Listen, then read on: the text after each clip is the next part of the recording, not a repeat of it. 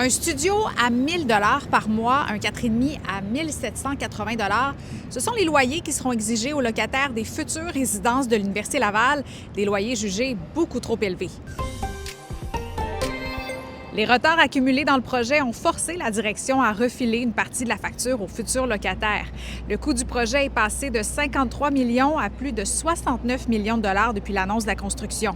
Les associations étudiantes de premier cycle jugent les loyers inabordables. La CADEL demande notamment une révision des prix.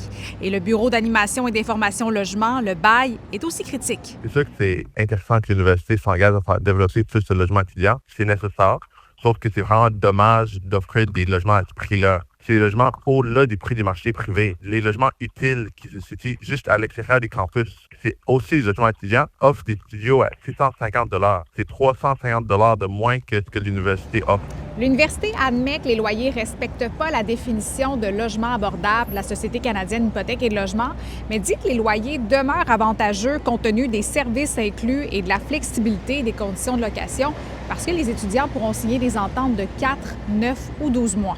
Le bâtiment de 6 étages doit ouvrir en 2027 et va compter 180 unités de logement meublés. Les loyers incluent le chauffage, l'électricité, l'Internet, mais le stationnement, lui, n'est pas inclus. Et il y a du nouveau dans le dossier du projet informatique suspendu par Santé Québec en raison de l'explosion des coûts. Radio-Canada a appris que le ministère de la Cybersécurité et du numérique a demandé d'arrêter le projet à 5 reprises. On parle ici du projet CIFA, censé moderniser la gestion de la paix des achats dans le réseau. Malgré toutes les mises en garde, c'est seulement la semaine dernière que Santé Québec a décidé de suspendre le projet en raison notamment de dépassements de coûts de 191 % et d'importants retards. En mars dernier, un rapport d'audit évoquait des problèmes dans l'approche de l'appel d'offres, la gouvernance du projet, la planification et le suivi des budgets. Les députés de la CAQ doivent se prononcer aujourd'hui sur la possibilité d'interroger les gestionnaires du projet en commission parlementaire. Et parlant de la CAQ, c'est aujourd'hui que le projet de constitution québécoise est déposé à l'Assemblée nationale.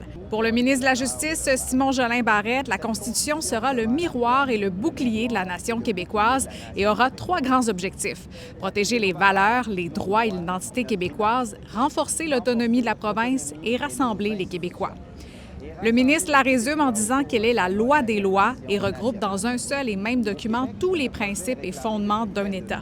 Du côté de l'opposition, on s'entend sur l'importance de se doter d'une constitution, mais on ne s'entend pas sur le fond ni sur la forme. Pour le Parti québécois, le projet est plutôt perçu comme une bébelle électorale qui ne change pas grand-chose en matière de pouvoir.